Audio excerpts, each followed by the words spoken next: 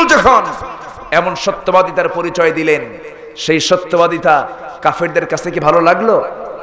ভালো লাগলো? লাগলো না। যাকে পায় সেখান থেকে তাকে ধরে এনে নবীর দল মনে করে, তার দলের সদস্য মনে করে তাদেরকে পিটানো হয়। চামড়া ছিলে, মাথার চামড়া ছিলে পা পর্যন্ত নিয়ে আসা হয়েছে। এমন ইতিহাসও আছে না নাই? এমন ইতিহাসও আছে না নাই? শেষ পর্যন্ত আমার নবীজিকে এই সত্য কথা বলার জন্য জেল পর্যন্ত খাটতে হয়েছে। মাঝখানে আমিও কয়েকদিন ছিলাম না, মানে বাইরে ছিলাম না, একটু ভিতরে ছিলাম। ভিতরে চাই দেখি বাইরের চাইতে বেশি আরাম সেই জায়গায়, বাইরে মুসিবত বেশি। বাইরে থাকলে একাকে ভয়, লোকালয় ভয়, কোন দিক দিয়ে ফুটটুস, কে কোন দিক দিয়ে ঘুতা মারে, কি করে, কত চিন্তা। আর ভিতরে পাহাড়াই ছিলাম, ভালোই ছিলাম, খাওয়া দাওয়া ঘুম সবকিছু ঠিকঠাক, বউ নাই, বাচ্চা নাই, কিছু নাই, বাজারের টেনশন নাই, কিচ্ছু নাই, ভালোই ছিলাম। কি কথা কি বুঝতেছেন? সম্মানিত ভাইয়েরা, মুজাদ্দিদ আল ফিসানি রাহমাতুল্লাহ আলাইহি তিনিও ছিলেন। সম্রাট আকবর তাকে জেলখানায় ঢুকিয়েছিল। ঢুকে গিয়ে তাকে ঢুকায় নিয়ে সম্রাট আকবর বিপদে পড়ে গেল। জেলখানার সকল কয়েদি তার মুরিদ হয়ে গেল। কি কথা কি বোঝা গেল? সম্মানিত ভাইয়েরা, কিন্তু আমার নবীর জেলখানা ছিল অন্যরকম। এই জেলখানাগুলোতে খাবার পাওয়া যায়, শোবার ব্যবস্থা আছে, থাকার ব্যবস্থা আছে।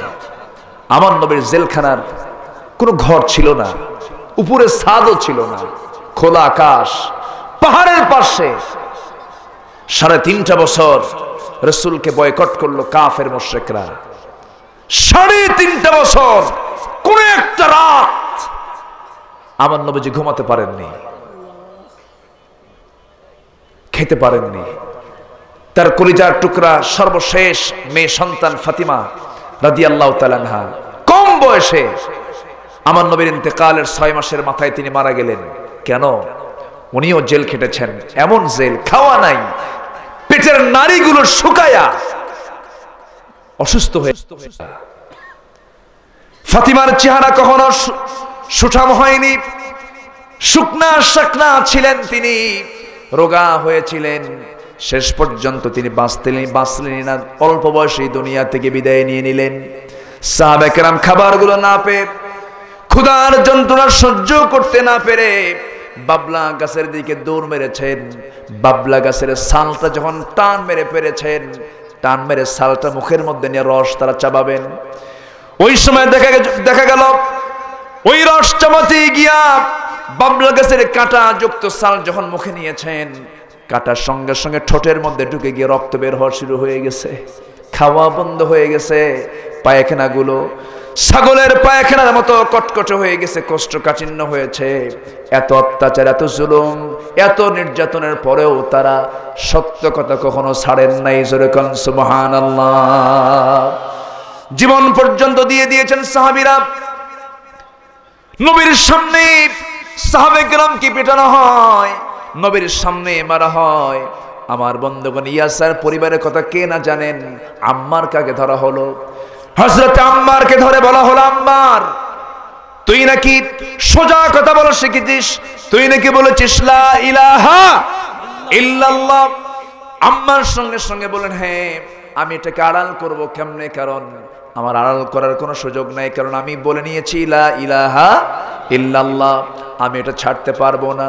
মারতে মারতে রক্তাক্ত করে ফেলা হচ্ছে। বাপ এসে বলে, আমার আম্মারকে মারো কেন? কি অপরাধ করেছে? তখন বলা হলো, আম্মার যে অপরাধ করেছে সে অপরাধের জন্য আমরা তাকে শাস্তি দিচ্ছি। তুমি কি সে অপরাধ করেছো নাকি? কি তুমি কি কালেমার স্বীকৃতি দিয়েছো নাকি? তুমি কি হক কথা বলেছো নাকি? তুমি কি সোজাপথে অবস্থান করেছো নাকি? ইয়াসার মুসকে মুসকে হাসি মেরে বললেন, শোনা আবু জাহেলের দলের লোকেরা, আমিও কালেমা পড়ে মুসলমান হয়ে গেছি। ধরা হলো, হিংস্র হায়নার মতো তাকে ধরে ফেললো। ধরে ফেলে ইয়াসারকে মারতে মারতে রক্তাক্ত করে ফেলা হলো। সঙ্গে সঙ্গে বলা হচ্ছিল, ইয়াসির এখনো সময় আছে, তুমি কি করবে বলো। ইয়াসির বলছেন, কি করব, সোজা কথা যখন বলে দিয়েছি, নাকের মধ্যে জান্নাতের ঘ্রাণ পেতেছি। হযরত ইয়াসিরকে ধরে এক পর্যায়ে লোমহর্ষক কায়দায়, পাশবিক কায়দায় দুইটা পা, ইয়াসিরের দুইটা পা দুইটা ঘোড়ার পায়ের সঙ্গে লাগায় দেওয়া হলো। দুইটা পা দুই দিকে লাগায় দিয়া দুই ঘোড়াকে বিপরীত দিকে চালায় দিয়া মুরগির রানের মতো দুই টুকরা করে ইয়াসিরকে শহীদ করে দেওয়া হলো। স্বামীর এমন নির্মম দৃশ্য সহ্য করতে না পেরে স্ত্রী এসে বলছেন, আমার স্বামীকে তোমরা মেরে ফেললে কেন, কি হয়েছে? বলা হলো, সে কালিমার স্বীকৃতি দিয়েছে, সে ইসলাম কবুল করে নিয়েছে, দিন গ্রহণ করেছে, আল্লাহকে বন্ধু বানিয়েছে। সঙ্গে সঙ্গে সুমাইয়া তার স্ত্রী বলে ফেললেন, তোমরা আমার স্বামীকে যে দোষী সাব্যস্ত করে মেরে ফেলছো, আমি সেই কালিমার অমীয় সুধা আমি অনেক আগেই পান করে নিয়েছি। সুমাইয়াকেও ধরা হলো, ধরে নিয়ে হাত বাঁধা হলো, পা বাঁধা হলো, হাতের মধ্যে বর্ষা নিয়া বুক বরাবর মেরে দেওয়া হলো, বুক দিয়ে ঢুকি পিঠ দিয়ে বের হয়ে গেল। সুমাইয়া দুনিয়া থেকে বিদায় নিলেন।